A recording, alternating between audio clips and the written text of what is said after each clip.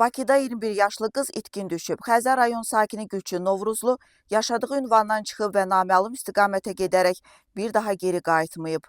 Bununla bağlı Daxili İşlər Nazirliyi məlumat yayıb. Gülçin Novruzlu evdən çıxan zaman əynində qara rəngli şalvar və boz rəngli gödəkçə olub.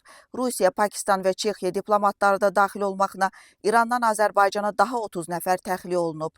Həmin şəxslərin onu adları çəkilən ölkələrin diplomatları, həmçinin 18-i Tacikistan, biri Türkiyə, biri isə Qazaxstan vətəndaşlarıdır. Onların təxliyəsi Astara Dövlət Sərhəd Buraxılış Məntəqəsi vasitəsilə baş tutub. Polşanın şərq bölgələrində uçuşlara qadağa qoyulub.